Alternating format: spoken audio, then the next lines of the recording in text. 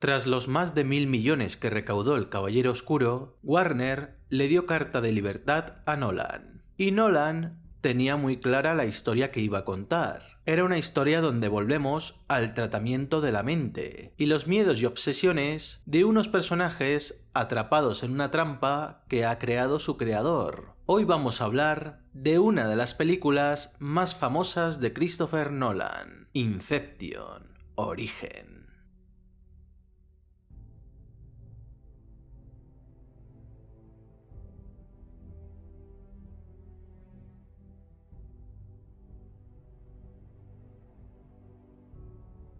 Nuestra percepción del tiempo, desde el punto de vista puramente sensorial, es diferente a la precisión que puede tener un reloj, pero tenemos la capacidad de percibir el transcurso del tiempo. Sabemos si ha pasado un minuto o una hora, pero esta percepción es muy variable. Cuando estás entretenido, el tiempo pasa más rápido, mientras que en otros momentos de aburrimiento parece interminable. El tiempo tiene un determinado tempo, y es distinto para cada persona y para cada momento. La excusa que le permite a Nolan jugar con el tiempo es que en los sueños el tiempo pasa más rápido. Unos segundos reales de sueño pueden ser días, semanas, años e incluso en niveles tan profundos como el limbo, décadas. Nolan utiliza estas medidas para intercalar un montaje estupendo y jugar con líneas temporales distintas, pero estas líneas están interconectados por los elementos. Por ejemplo, si alguien se está meando, hará inevitablemente que su mente relacione esa necesidad con el agua en forma de lluvia. Podías haber meado antes de dormirte. Lo siento. Demasiado champán gratis, Yusuf? Habría estado bien una lluvia dorada, pero Nolan es inglés, por lo tanto, muy elegante. Después, le dará una vuelta de tuerca a la idea del sueño dentro del sueño, y aplicará una multiplicación de velocidades, que no tiene demasiado sentido pero se la aceptamos, junto a otras intrincadas normas arbitrarias que expone con bastantes sobreexplicaciones. Nolan también jugará con cómo vemos el tiempo con la edad. Para los niños, el tiempo pasa mucho más lento, pero para los ancianos, mucho más rápido. Hay que entender que la percepción personal no es solo una sensación más de la realidad exterior, sino una cuestión vertebral que cambia nuestra percepción vital. Nolan exagera todo esto en Origen, multiplicando los tiempos hasta tal punto que Cobb y Mal viven toda una vida en el espacio de un sueño. La imagen de las manos envejecidas de Cobb y Mal es implacable a la hora de mostrar nuestra relación con el tiempo, porque hace referencia al efecto más importante del tiempo sobre nosotros. Nos centramos en alargar nuestras vidas sin prestar atención a cuánto percibimos que duran estas. En el sentido dramático de la película, esto tiene ventajas y desventajas para los espectadores. Las desventajas de estas dilataciones temporales suele ser que complica la sincronización de las escenas y es fácil que al espectador le resulte complicado o tramposo en no pocas ocasiones. Por otra parte, las ventajas vienen en el aumento de sensación de viaje hacia lo desconocido, hacia un mundo fantástico. En la medida en que se sumerge más y más en la profundidad del sueño, al vivir un tiempo tan largo, la sensación que produce en el espectador es estar lejos del hogar. Una misma sensación que se replicará por 1000 en el famoso planeta Miller de Interstellar. Pero ya habrá tiempo de hablar de ello.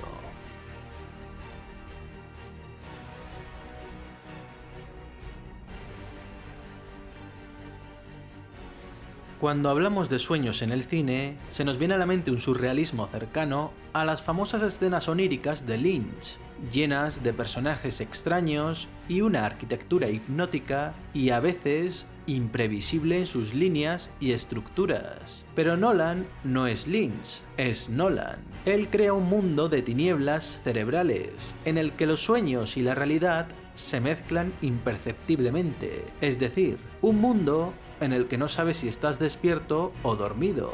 Es un mundo onírico muy cercano a nuestra realidad, y el gran conflicto en los distintos niveles es el tiempo. Estos escenarios ordinarios se componen de una ciudad, un hotel, una base militar o un limbo creado con infinidad de edificios. Evidentemente todos estos niveles tienen elementos surrealistas, creados por las mentes de los personajes, pero nunca se saldrá de una base real.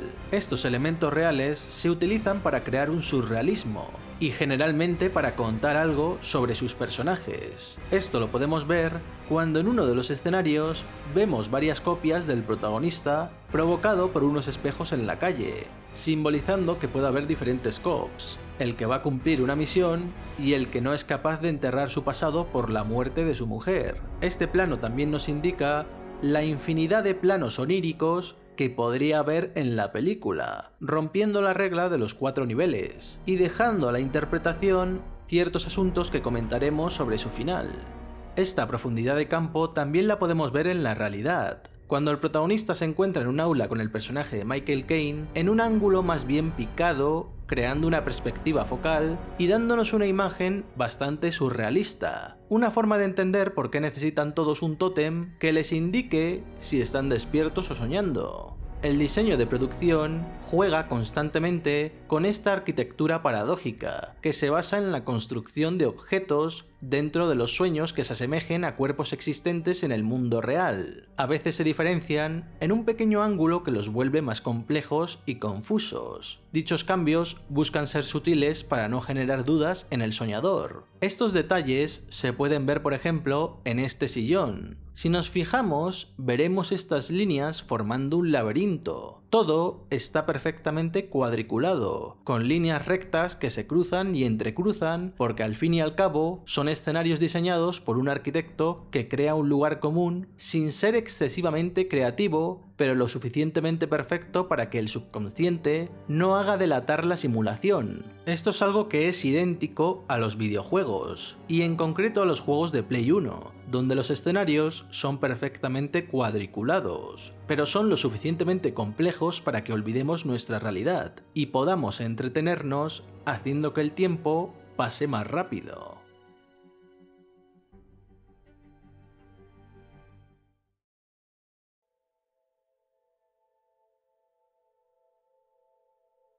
Nolan trabajó en el guión de origen durante 10 años, y estuvo durante ese tiempo inevitablemente influenciado por varias películas. La más influyente fue Matrix. Esto se ve claramente en el diseño de los niveles de los sueños, que son como la simulación de Matrix, muy realistas y cercanos a nuestra realidad. También la forma en la que se meten en los sueños se parece muchísimo a cómo se metían en la simulación Neo y sus compañeros, e incluso las proyecciones del subconsciente parecen agentes de Smith en muchas ocasiones. No es novedoso que Nolan quiera hacer una peli de James Bond. Su cine está muy influenciado por la saga del espía británico, y para la escena de persecución de esquís estuvo muy influenciado por el servicio secreto de su majestad, la peli favorita de 007 de Nolan. También el principio de la cinta tiene un tono bastante bondiano.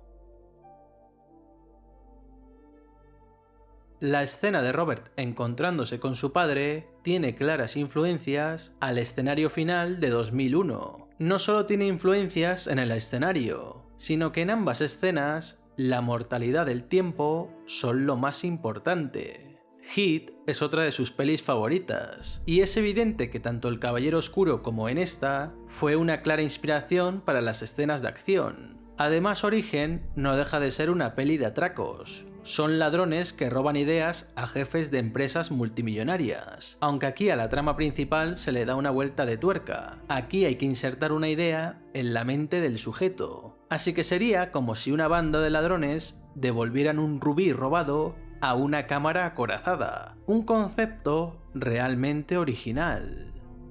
No voy a meter Paprika en la ecuación de referencias, porque Nolan presentó el libreto de Origen en el año 2001, y aunque Warner estaba totalmente dispuesta a seguir hacia adelante con el proyecto, Nolan no estaba muy seguro de ello, ya que creía que le faltaba más experiencia para lo que pretendía contar. Pero es innegable que ambas cintas tienen muchas similitudes, tanto en la tecnología para entrar en los sueños como en escenas realmente parecidas. Aún así, el concepto de los sueños que tienen ambas cintas es diametralmente distinta.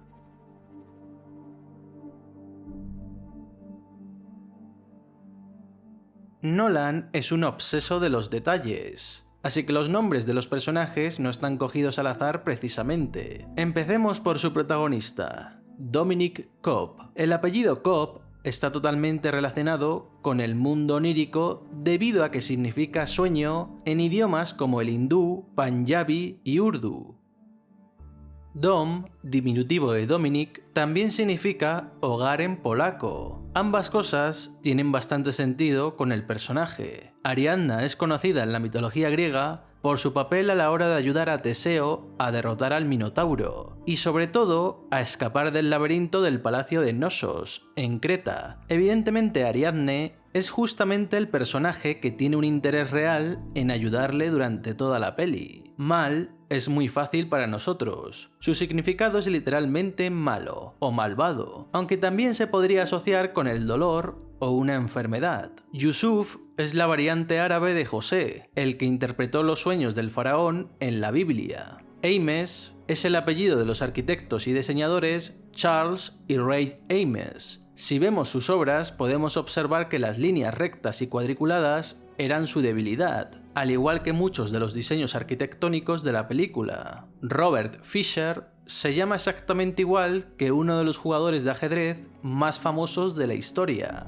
Y es que la misión no deja de ser una partida de ajedrez donde la psicología y los movimientos son claves para conseguir el objetivo. El apellido de Saito tiene un cierto deje divino y sagrado, pues Sai se refiere a una comida que toman los monjes. Además, también está vinculado al clan Fujiwara, que fue una familia poderosa de regentes en Japón, y que poseía el monopolio de las posiciones de Sesu y Kanpaku. Y Saito busca eso mismo venciendo a su enemigo, un monopolio. Arthur está basado en el rey Arturo, ya que el personaje tiene las mismas cualidades que el mito. Esas son inteligencia, honor y lealtad. Miles, en eslavo antiguo, significa agradable, amable, querido o lleno de gracia. Esto supongo que tiene que ver más con la relación que tienen Michael Caine y Nolan que con el personaje, porque el nombre en latín significa soldado, lo cual Michael Caine también fue, y si juntamos las iniciales de los personajes, forman la palabra Dreams Pay, los sueños se pagan, que como todo en la película, tiene doble sentido. Evidentemente se pagan porque es como se ganan la vida, pero a la vez se pueden pagar por el hecho de utilizar un poder que se les va de las manos.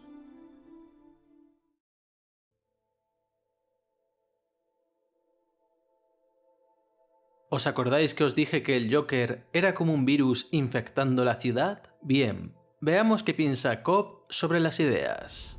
Una idea es como un virus. Resistente. Muy contagiosa. E incluso el germen más insignificante de una idea puede desarrollarse. Desarrollarse para definirte. O para destruirte. Cobb considera que el trabajo que tiene que hacer es como el de un virus infectando mentalmente un cerebro. Él lo sabe porque ya lo hizo con su mujer, y vio las consecuencias de sus actos. Entré e introduje una idea. Una simple y minúscula idea que lo cambiaría todo.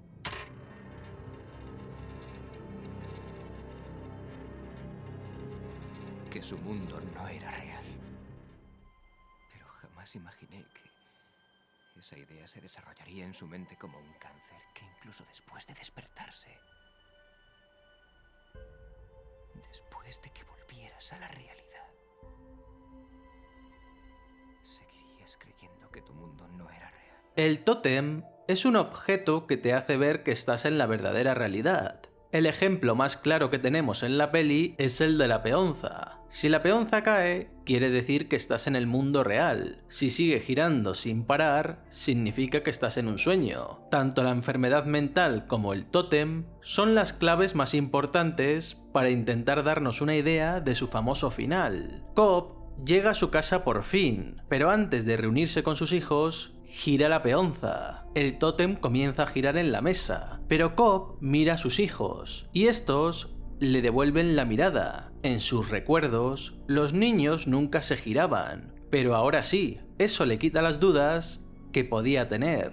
Ya no puede esperar a ver la resolución de la peonza, porque no le interesa, ya no tiene dudas, porque le da absolutamente igual. Ha conseguido por fin reunirse con sus hijos. Nolan realiza un zoom muy lento hacia la peonza. Esto nos genera una tensión creciente, ya que nosotros como espectadores no estamos nada seguros de este final tan positivo. La peonza empezará a tambalearse, pero no completamente, hasta que se corta de repente a pantalla en negro. Y ya está. Nolan ha conseguido lo mismo que Cobb consiguió hacer con su mujer: implantarnos una idea que para unos está clara. Cobb sí consigue salir del sueño, para otros, Cobb sigue atrapado. Son ideas distintas, sí, pero Nolan ha conseguido que sigamos hablando de su película.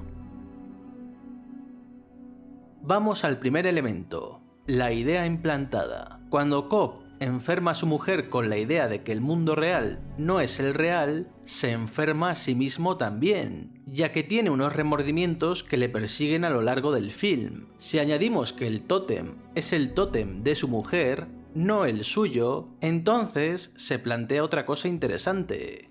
Necesitas un objeto pequeño, que tenga cierto peso, que puedas llevar siempre encima sin que nadie se entere. ¿Como una moneda? No, tiene que ser algo especial, como este dado cargado. ¿Qué? No, no puedes tocarlo. Perdería su finalidad. Solo yo conozco el equilibrio y el peso de este dado cargado en particular. Si no es el tótem de Cobb, entonces su finalidad es errónea, porque no le va a indicar nada. Respecto a esto, algunos se agarran a que el tótem de Dom es su anillo de compromiso, que aparece en sus sueños pero no en la realidad. Yo lo dudo. Creo que el anillo es una simple proyección de Dom, otro recuerdo de su mujer que no puede olvidar. El diseño de los escenarios en la realidad también está llena de líneas cuadriculadas que parecen laberintos, elementos estéticos que no tienen sentido entre sí, o incluso momentos tan extraños como esta persecución donde Cobb tiene que atravesar este callejón tan extremadamente estrecho que parece salido de una pesadilla. Hay que recordar que esto va por niveles según las normas establecidas por Nolan, y sabemos que estos niveles modifican otros niveles según lo que pasa en ellos. Quién sabe si en Origen hay más de un nivel, y que estos paréntesis de la supuesta realidad fueran como pantallas de cargas entre distintos niveles. También tenemos que fijarnos en una frase que dice Cobb a Ariadne en cierto momento de la película. Tú nunca recuerdas el principio de un sueño, ¿verdad? Siempre te ves de repente ahí en medio. Supongo, sí. ¿Y cómo hemos terminado aquí? Acabamos de venir de... Piénsalo, Ariadne. ¿Cómo has terminado aquí? ¿Dónde estás ahora? Si nos fijamos en la peli, Cobb siempre aparece de repente en un sitio y otro. Esto transformaría toda la película en un laberinto onírico que ha creado Cobb para llegar a este punto, el origen. Un origen que también es falso, pero en su mente es muy real y perfecto. La canción en los créditos es la misma que utilizan los extractores para salir de los sueños. Porque nunca es solo un sueño. Y cortarte la cara duele aunque estés soñando. Parece real. Y esto le da un sentido meta a toda la película, haciéndonos entender que nosotros también debemos despertar de la ilusión que nos ha presentado Nolan.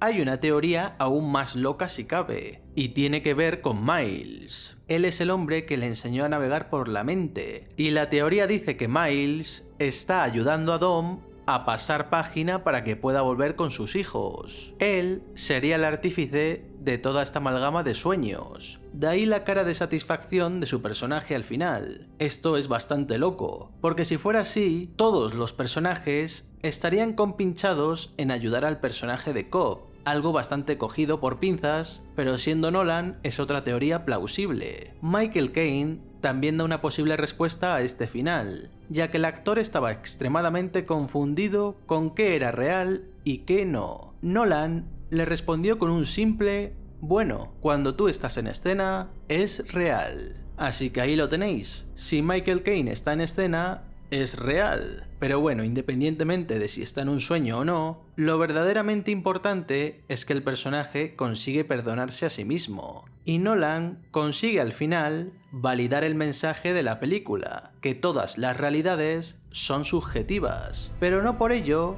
dejan de ser válidas. La película recaudó más de 800 millones y fue un éxito de críticas, tanto de la profesional como del público. Y es que Nolan se convirtió en el nuevo gigante de la técnica cinematográfica contemporánea, y no es para menos. La película es una delicia visual y un entretenimiento bastante por encima de la media, incluso en los estándares actuales. La siguiente película que analizaremos será Interstellar, una película que tocaba la emocionalidad del espectador como nunca antes habíamos visto en toda la carrera de Nolan.